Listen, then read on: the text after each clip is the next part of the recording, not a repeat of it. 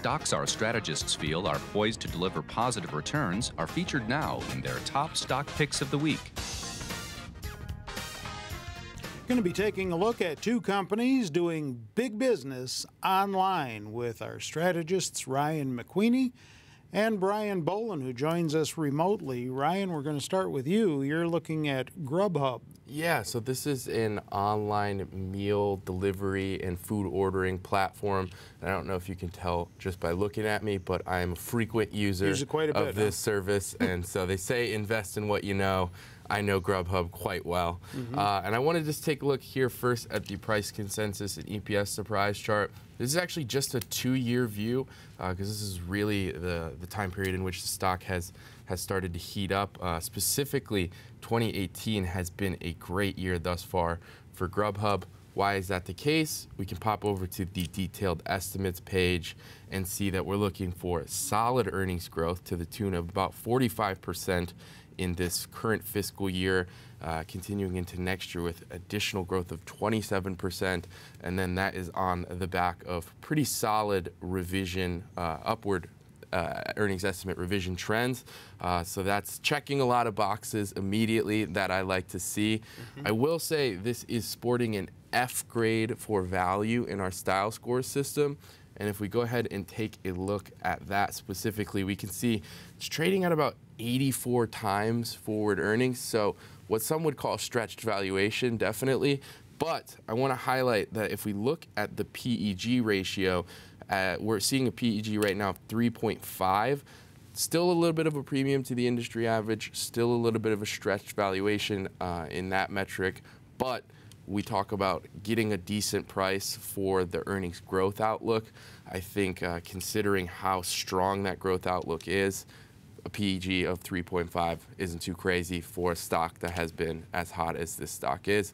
And one thing I want to mention too, this food ordering space, this meal delivery space, incredibly competitive. Yeah. Uber Eats is really heating up. Even people like Amazon and Facebook getting into this business. Grubhub, I think, has recognized that, and over the past year or so, inked some really big deals, partnerships with the likes of Yelp and Groupon that give it a little bit of a competitive advantage over the competitors. All right. Speaking of Amazon, Brian Boland, that's what you're looking at, right? Yeah, I'm looking at Amazon, but not just for food delivery. I'm looking at them for delivery of basically everything. You know, Amazon is my stock pick for the week. It's AMZN. It is a Zacks rank number 3, which is a hold, not necessarily what you want to see, but still pretty good. It also has that divergence that as a growth investor I love to see, which is a solid growth score of B and a weak value score of F.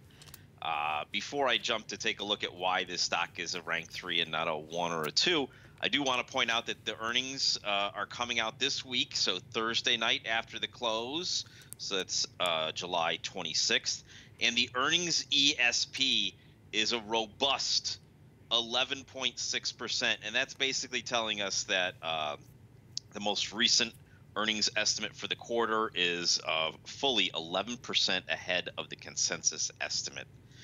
But if we take a look at the quarter here, you know, for the last 60 days or so, it has remained at about 250 for the Zacks consensus estimate, and that's why the stock is a Zacks rank 3. You know, just a little bit ago, it was at $1.50, and then, you know, just a soaring of $1 right there. You know, at that time period, we were looking at a Zacks rank 1, but after 60 days, the window for estimate revisions closes, so we can see not really that much movement here, almost a little bit of a downslide here for the next quarter, not that that matters. The annual numbers coming in just a little bit, but here we have a nice move higher for next year. Analysts guessing on that visibility going to be just a little bit thin there.